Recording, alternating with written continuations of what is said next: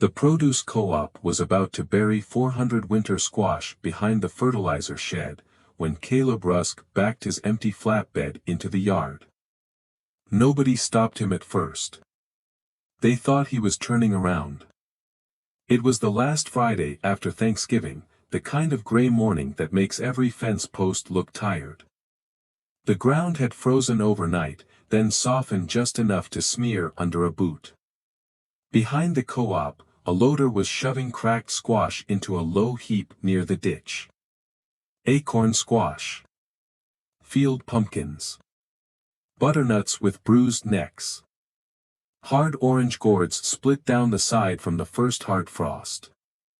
To the men on the loading dock, it was spoiled produce. Inventory that had missed its window. A rotting bill nobody wanted to look at. To Caleb, it looked like winter that had not understood its own value yet. His truck was a 1971 Dodge with mismatched doors and a bed he had rebuilt twice from barn lumber. The passenger door was blue. The driver's door was primer gray. One rear tire had a slow leak he topped off every other morning with a compressor that sounded like it was arguing with itself. Caleb climbed down carefully, one hand on the door frame, the other pressing against his right hip before he let go. He was 67, though work had made him look older in the places men do not notice until mirrors become unkind. His canvas coat had a shine at the elbows, his cap was sun-faded to no particular color, and his hands had that cracked permanent dark at the knuckles that soap could argue with but never beat. Two men near the feed scale saw him looking at the pile, one of them grinned.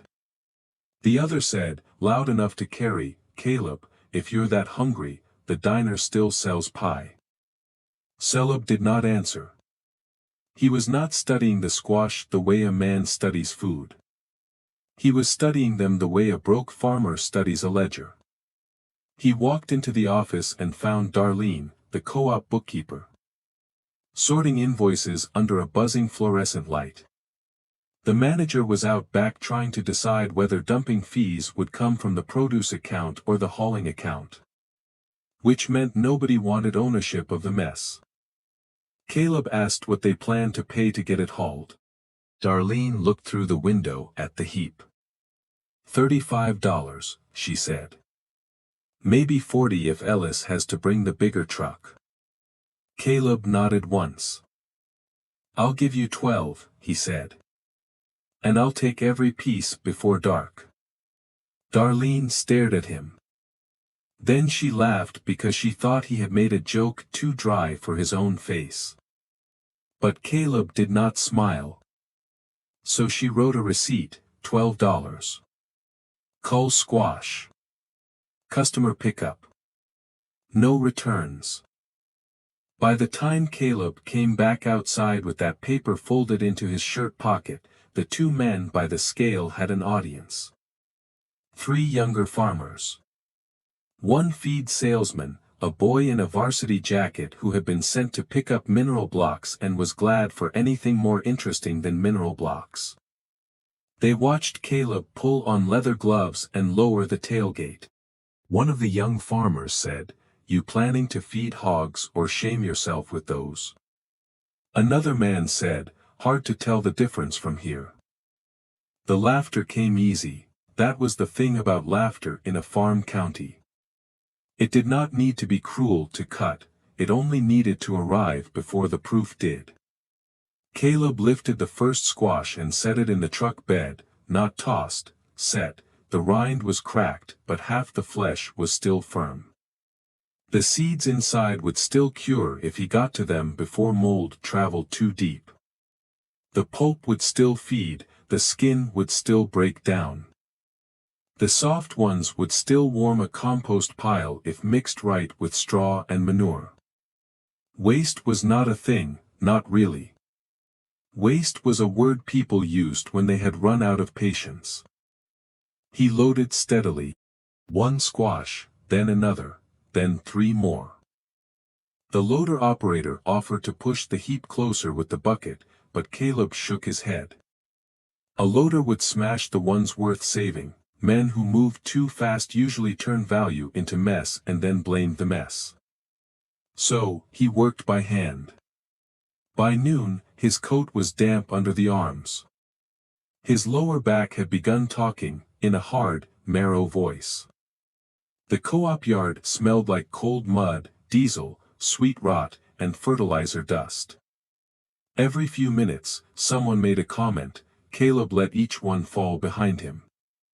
He had learned a long time ago that answering every fool was just another way of letting fools set the pace. The sun never really came out. It only brightened the cloud cover enough to make the squash glow dull orange against the frozen gravel. Caleb stacked the soundest ones toward the front of the bed where the ride would be softer. The split ones went along the sides. The ruined ones went in last, on old burlap sacks, because even rot had to be managed if a man wanted it to become something better. At 3:30, the pile was gone. The flatbed sat low on its springs. The old Dodge looked tired under the weight, like a dog carrying more than it should because it trusted the man who had loaded it. Caleb tied the side rails with baling twine, wiped his gloves on his coat, and climbed into the cab. One of the men at the feed scale called out, "You sure that truck'll make it home?" Caleb turned the key. The engine knocked twice, settled into a rough idle, and Caleb looked through the windshield at the yard in front of him. He did not look back at the men. A man carrying tomorrow does not owe an explanation to men laughing at today. The drive home took almost an hour because he would not take the highway with that much weight. He used the old creek road instead, the one with frost heaves that came up through the pavement like buried stones. Every dip made the flatbed groan, every bend made the load shift against the sideboards.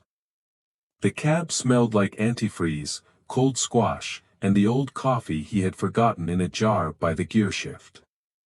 The radio caught 3 seconds of a preacher, 10 seconds of static, and one clear sentence from the county farm report. Feed corn had jumped again. Caleb reached over and turned the radio down. He already knew.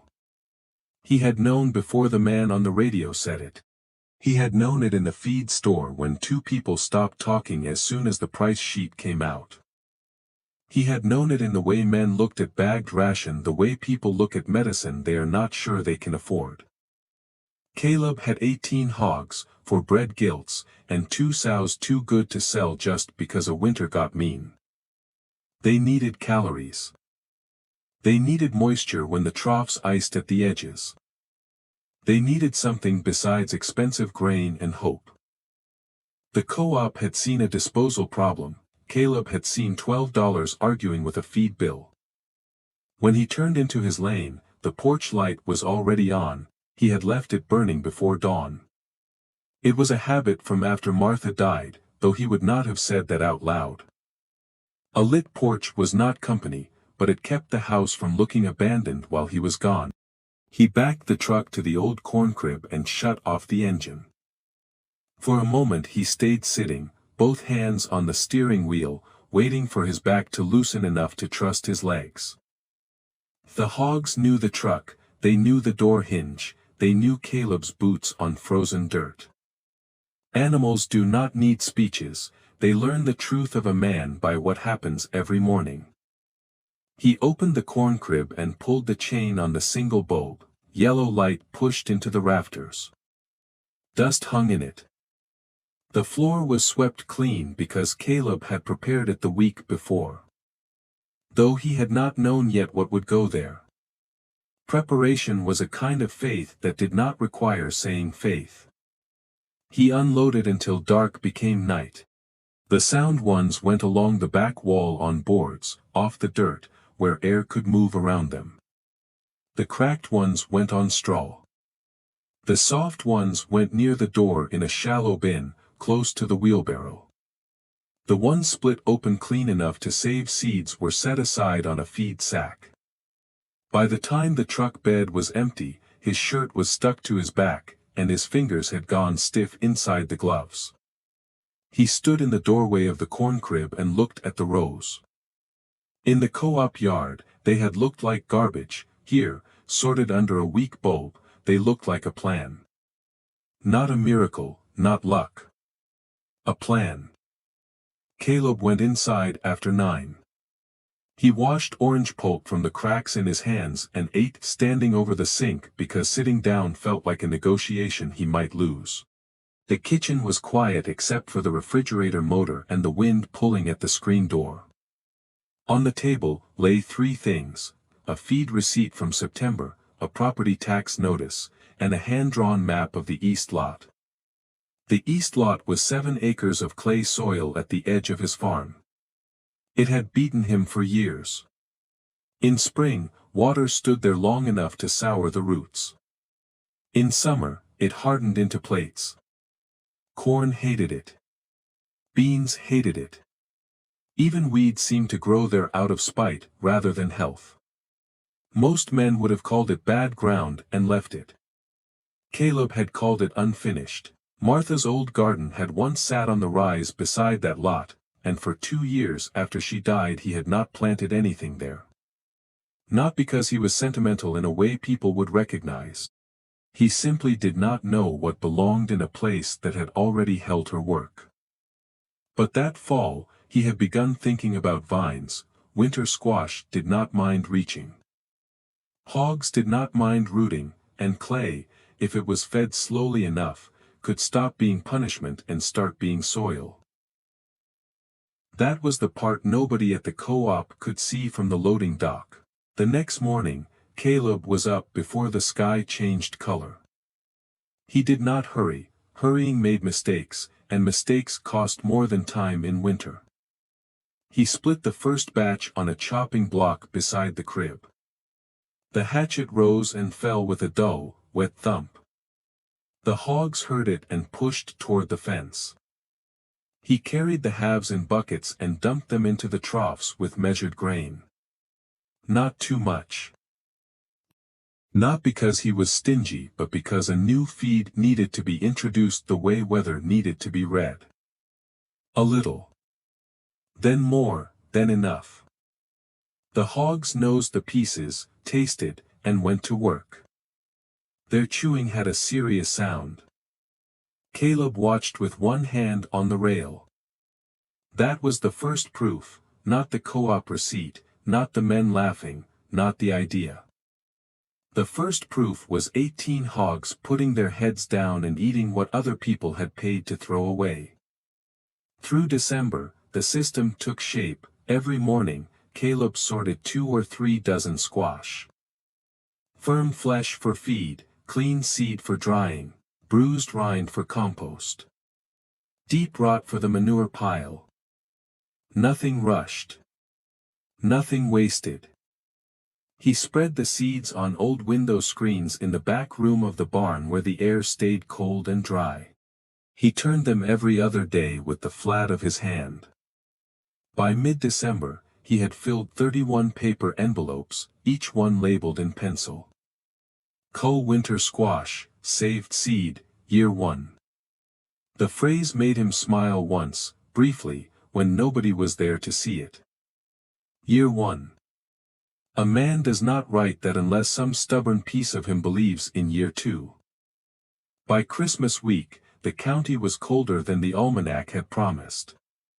Ice formed on the inside rim of water buckets. Diesel gelled in 2 tractors north of town.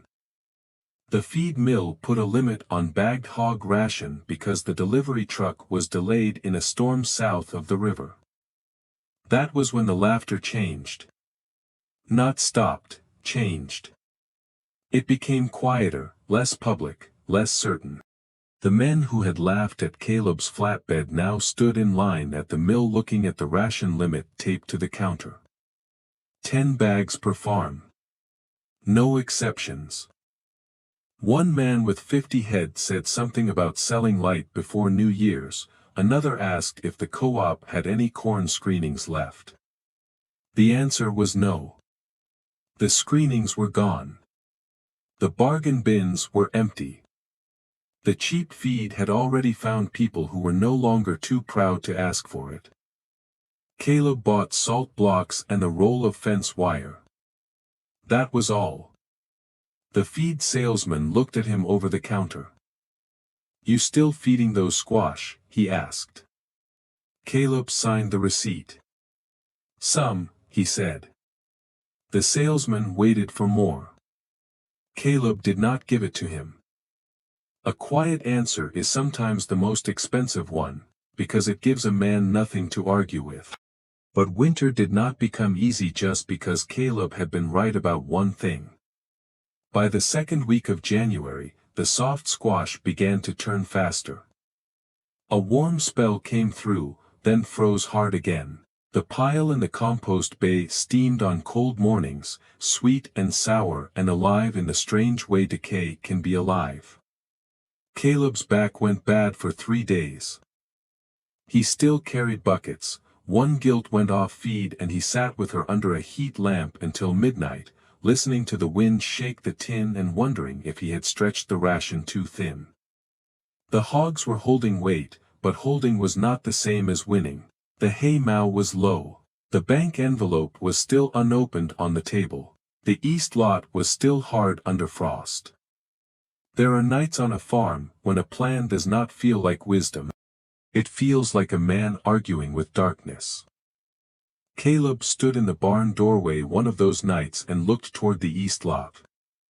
Snow lay over it in a thin sheet. Under that snow was clay that had beaten plow points, drowned seedlings, and sent more than one neighbor into the easy comfort of calling it worthless. He had a pile of rotting squash. He had hog manure. He had saved seed. He had 18 animals depending on him to be right. For longer than one lucky month. And for the first time since he backed into the co-op yard. Caleb wondered whether the men laughing had seen something he had refused to see. The thought stayed with him until morning. Then he got up and went back to work. That is the part people leave out when they tell stories about old farmers being wise. Wisdom does not spare a man from doubt, it only tells him what to do after doubt has finished talking. In late February, the ground thawed on top but stayed firm underneath. Caleb moved the hogs into a temporary run along the upper edge of the east lot. He strung wire in a crooked rectangle and hauled the composted squash waste into 3 long windrows. Not the finished compost. The half-finished, fibrous, ugly material that still looked like a mistake to anyone not paying attention. The hogs paid attention. They rooted through it. They turned it. They broke the crust. They pushed organic matter into the top inches of clay with their snouts and their weight and their stubborn delight in disturbance. Every few days, Caleb shifted the wire. A little farther down the strip, a little more ground opened, a little more of the dead east lot stopped looking dead. His neighbor Earl stopped by once with his hands in his coat pockets and his truck still running in the lane. Earl had been one of the men laughing at the co-op. He looked over the temporary fence, watched the hogs work the squash waste, and said, "You'll have one hell of a mess to clean up." Caleb leaned on the post beside him. "Maybe," he said. Earl looked at the clay, then the hogs, then the old man. "You really think vines'll grow in that?" Caleb took a while answering. "Not if I ask it to grow the way it used to," he said. "Maybe if I change what the ground is first." Earl had no joke ready for that. He left after a minute and his truck tires spun a little in the thawing mud. By the middle of March, the hog run had moved across the upper third of the lot. The soil did not look transformed, not from the road. Not from any distance that allowed a man to keep his opinion. But up close things were different, the clay no longer broke only in flat gray plates. Dark threads ran through it. Straw, manure, rotted rind. Fine roots from winter weeds that had been chewed and pushed under. When Caleb pressed his thumb into the top layer, it gave a little before resisting. That little give mattered. Sometimes, a whole season, turns on the first small place that stops saying no. He did not plant in March. He waited. The county planted early because a few warm days made everyone nervous and hopeful. Caleb watched the nights, watched the soil, watched the creek line. He had no money to waste on optimism wearing good weather as a costume. He planted the saved seed on April 26th. Not all of it. Enough to test the upper strip. Enough to risk something, not everything. He made low hills by hand because the soil still needed help shedding water. Into each hill he worked a forkful of finished compost from the bottom of the squash pile, the dark part, the part that no longer smelled like rot but like the underside of a forest log. He pressed 3 seeds into each hill and covered them with soil. Then he stood there with the seed envelope in his hand and looked down the row. 31 envelopes had come from what the co-op had wanted buried. 1 row had come from ridicule. The rest was weather. May was cruel. A late cold rain sat over the county for 4 days, and Caleb's first hills looked too wet by the 3rd. He walked the row in an oilskin coat, boots sinking at the edge of the strip, and told himself not to interfere too soon. Farmers ruin as much by panic as by neglect. Then the sun came back. One morning in the first week of June, the first leaves pushed through, not many, enough. Small green flags in darkened clay. Caleb crouched beside the first hill and touched the soil, not the leaf. The leaf was the announcement, the soil was the reason. It had changed. The vines spread slow at first, then fast enough that by July, the east strip looked like it had been holding its breath for years and finally decided to speak. Broad leaves covered the old clay. Yellow blossoms opened bright against the rough ground. Bees worked them in the hot mornings. The hogs, back in their summer pen, slept heavy after feedings and carried good weight. Caleb still bought grain. Of course he did. Stories told by people who have never paid a farm bill love clean miracles. Real farms do not work that way. But he bought less. He stretched what he had. He entered August with every hog he intended to keep, a field that no longer embarrassed him, and vines setting fruit where neighbors had expected thistle. By September, the squash were visible from the road. Earl slowed his truck the first time he passed. The second time he stopped. He walked to the fence and stood there without saying anything for a long while. Caleb was cutting twine from a gate hinge and did not hurry to help the silence. Finally Earl said, "How many you figure?" Caleb looked across the rows. "Enough," he said. Earl nodded as if that answered more than the question. The harvest was not spectacular by catalog standards. Some fruit stayed small. Some vines failed in the wet lower corner. Deer took more than Caleb liked from the far edge. But the upper strip produced more than 3 wagon loads of sound winter squash, from ground that had not paid him back in years. He cured them in the barn loft with air moving under the eaves. He saved seed again. He fed the bruised ones. He composted the ruined ones. And when cold weather returned, the system was no longer an experiment that looked foolish from the road. It was a loop.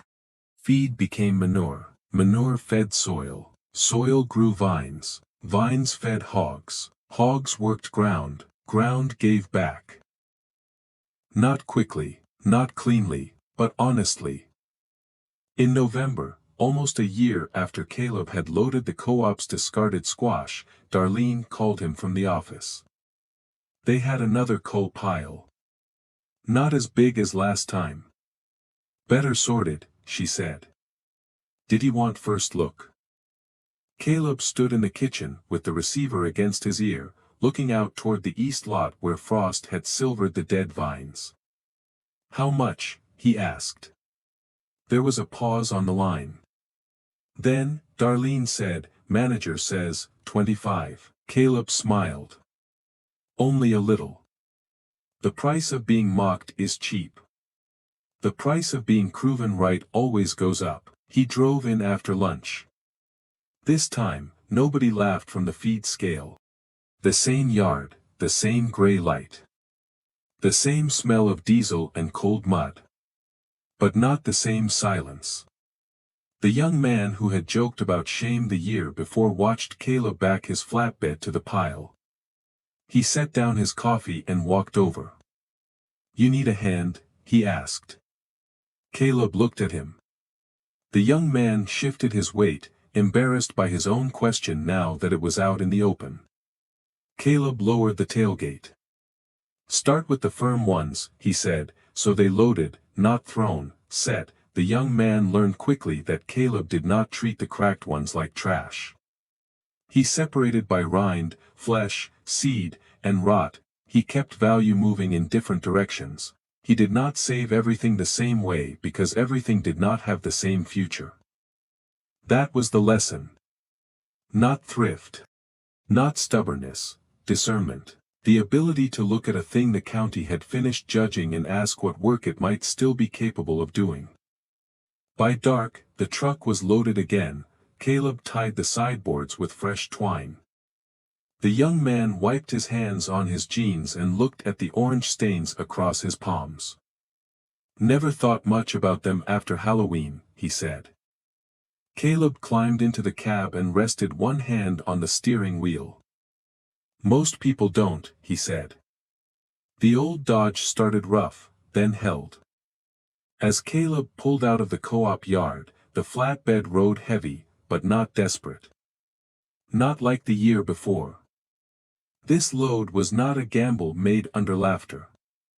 It was inventory, it was feed, it was seed.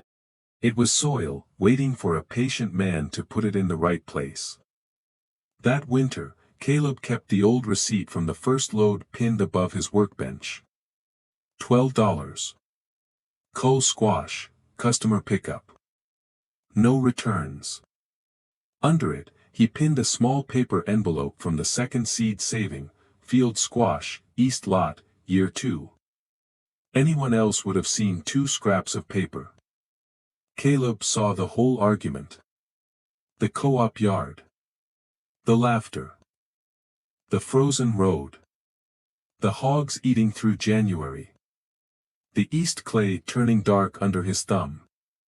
The first green leaves in June. 3 wagon loads from ground people had stopped respecting. He had not beaten winter. He had not outsmarted every problem. He had not made waste disappear. He had only refused to let other people's last word become the land's last word. And when the wind moved through the barn boards that night, rattling the paper envelopes above the bench, Caleb did not reach up to steady them. Let them rattle, let the county talk. The ground knew what had been given to it, the hogs knew what had carried them. And Caleb knew what he had known from the moment he saw that first frozen pile behind the co-op. The county had called it waste. Caleb called it next year's ground.